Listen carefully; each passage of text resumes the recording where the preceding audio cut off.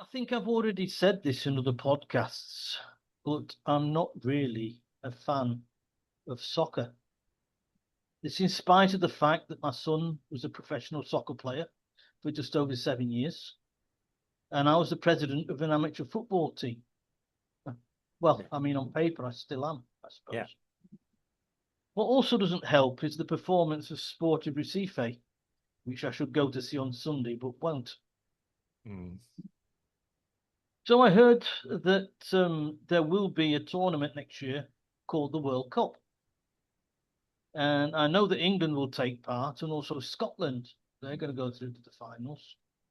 There's still hope for Ireland, Republic of Ireland, and Wales, although it looks like the Republic of Ireland and Wales are going to meet each other before they go to the finals phase. Yeah. So only one of those two. But anyway, as it stands, there's still hope for Ireland, Republic of Ireland, and Wales to qualify. I'm not really down, man, with all the stats on the matches and what is and what isn't needed for the teams to qualify. To me, either they do or they don't. I watched the goals of the Scotland match, and that overhead kick for Scotland's first goal is priceless, I have to say. And I'm not really a soccer fan. Yeah. It's one of those moments in football when all the different forces come together and produce poetry in physical form. I mean, the guy had already taken off before the ball even arrived. That is what you call class. Yeah, he knew exactly what he was doing. Yeah. The Scottish fans celebrated as they should, and in typical Scots style, with a few drams and a lot of heavy. It's not every time Scotland goes to the World Cup, so when they do, it should be celebrated north of the border, and deservedly so. Yeah, 28 years, isn't it, last time? Yeah. Now, if the Scottish fans got excited about their classification, imagine the population of earthquake and war-torn Haiti. They came through only the second time they will appear in the final stages of the World Cup. The first time was back in 1974. Unfortunately, the majority of the population can only sing, dance, and clap as things are a bit tight in that neck of the woods. So organising a big party full of food and drink is probably not on the menu. Then there's Panama, representing Central America, who will also appear only for the second time, their first time in 2018. So something must be working in their soccer department, because over the last 10 years, they seem to be appearing frequently, if you can call 2 out of 3 times frequently. The Panamanians must be pleased. Yeah. Who would also be pleased is the population of a country most people have never heard of, all 148,000 or so of them. They cobbled together a team and will represent South America. Curacao is the name of the 440-kilometer squared country. It's the country's first time in the World Cup. But, as I said, the population will be pleased, but not elated. Soccer isn't even their national sport. Baseball is. Right? So unless the baseball fans join the soccer-loving fans in Curacao, you could probably fit the whole soccer-loving nation in just one stadium. What you need. And so, yeah, the object of this little lead-in is not necessarily who's going to qualify for the World Cup, but because all the regulars are, few prizes. But the reaction from their people, how some people get super excited about it when it happens almost all the time, and others when it's never happened before. Yeah. Well, we made it, So that's what I've left for you. Okay. Well, I mean, obviously, however, I mean, how you view it, yeah, it's a spectacular thing. I'm all for these sporting events that bring people together. Yep. Yeah, both domestically and internationally. That's why I get a bit upset that there's certain countries that have been being excluded from even being allowed to qualify. But yeah, that's unfortunate, and yeah, it's the state the world is.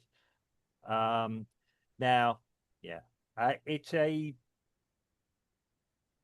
it's a national thing. It's a feeling. Like I said, the football or sport is part of the entertainment industry in essence as well. Yeah. Um, you watch a game of football, even if you don't support either the team, sometimes to be entertained. What people like me do, Steve, sometimes. Yeah. I was watching a game last night. I've got no real love of either of the sides. It was just interesting just to watch a game. Um, and not really feel anything, but like you say, marvel at some of the skills on offer or how bad some of it was as well. Yeah, that's what you do, and even criticize or commend the match officials as well.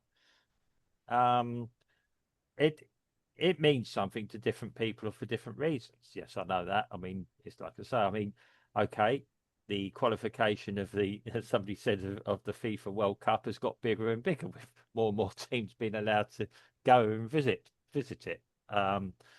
Okay, you can argue, is that a good thing or a bad thing?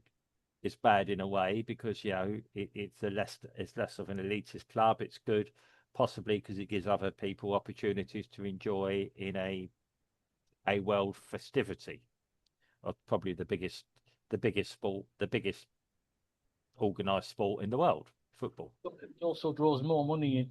Well, that's it. I mean, FIFA and everything. Yeah, we start doing that. I mean, does it leave legacy for a country as well who get to host it? Not really. It half bankrupts them sometimes, as we, I mean, yeah, as we found out in Brazil. Um, Now, okay, it's an emotional thing. There are some people that only watch football for the World Cup, especially women. Funny, yeah, you, for example. Well, I've been to a couple of football games with you, but yes, you're not the most excited of people standing there thinking, "Yeah, come on, sport," and it didn't go in. You said, "Oh, that was a bad miss." It's an appalling miss. Um, but Every miss is a bad miss. yeah, well, okay, but that's all part of the game as well. If every goal went in, we'd end up with American type sports of high scores and almost, I wouldn't say it meaningless, but yeah. Um, those Americans have never really understood that a 1-1 game we still rave about as being an excellent game. Well, how can it be? Yeah. Well, the defense, everyone did their job. The defense was good. The forwards managed to use the one effort they had. Um, Even when the worst team wins. That's the beauty of football, as opposed to other sports where the worst team invariably doesn't win. Yeah, you can fluke a win in football, which is part of the appeal of it. Um, for example, it's difficult to fluke a win in rugby or tennis or other sports or team sports we look at mainly. Yeah, even basketball is difficult to fluke a win. Yeah, the better team normally wins. Um, it's an emotional journey. It's nice. It's nice for, like you say, to hear about other countries as well that we wouldn't have normally heard about. There is the international football family. Suddenly, yeah, you'll get the Scottish go up against the lesser team, and the Scots are very welcoming. They're all drinking a bar together, particularly Scotland. England will probably do that as well. Um, Other countries as well. It's nice that European countries get to mix with people from other countries as well. Possibly in the past, they had some involvement in them existing through colonialism. Yeah.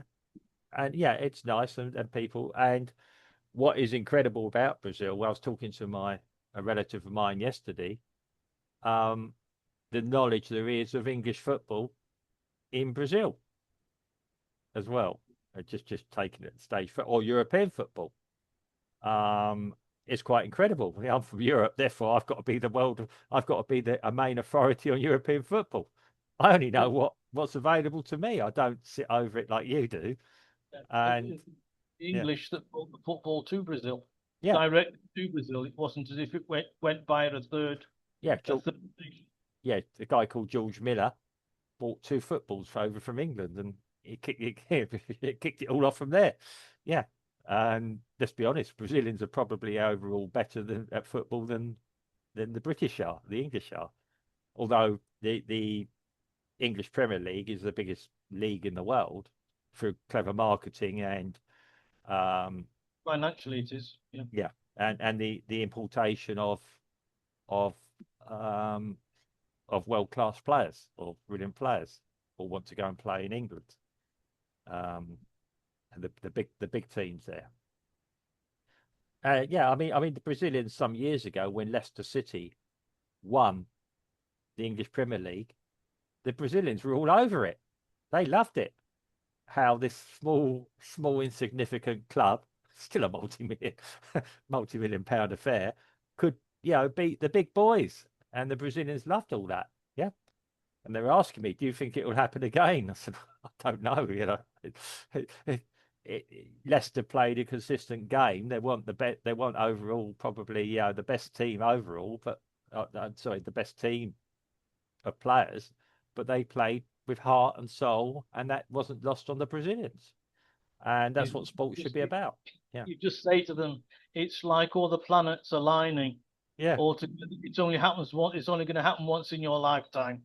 Well, it's like you said about the Scottish player that won the goal. And let's be honest, the Scottish players are no mucks. A lot of them play in big clubs across Europe, or certainly in the UK as well, and in Scotland. I mean, yes, there are more than 2 teams in Scotland, believe it or not.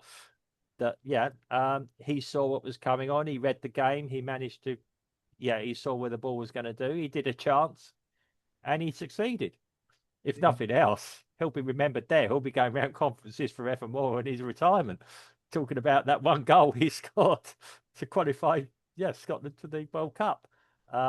Good luck to the guy. Yeah, they have relatively short careers. For every Ronaldo there is, who deservedly has world renown because he's the ultimate professional. There are a lot of people who leave football with absolutely nothing. Yeah, Yeah, that's majority. yeah. So if somebody can gain some notoriety and make a few quid on on something they did once, I'm all for that. Yeah, good luck to him and good luck to his family, and but yeah, but yes, it's an emotional journey. Um, okay, not everyone's going to love it. Um, some people will use it as an excuse, maybe to do things when their country shuts down for however long they're in the World Cup. We'll use it as an excuse to go to empty beaches or empty places to enjoy doing things that normally would be a bit difficult. Yeah. Um, so yeah, it's an emotional sport. Should be an emotional journey. It should be something that brings people together. Um, and people should enjoy the spectacle of it all. Anyone that's lucky enough to go to the Americas to see it, the North Americas to see it, and Central North, Mexico, Canada, and the US should enjoy it. Yeah, So basically, what you're saying is different strokes for different folks. yeah, that's it, really. I mean, I don't have in-depth conversations with you about football, but yeah, it's like you say, your I'm not son, interested in it. yeah, that's it. I mean, your son is the one who talks about football a lot and really is into it. I know that. You probably glaze over with him sometimes. Yeah, but yeah, you are who you are. But yes, you like to watch a good game and be entertained like anyone else would be.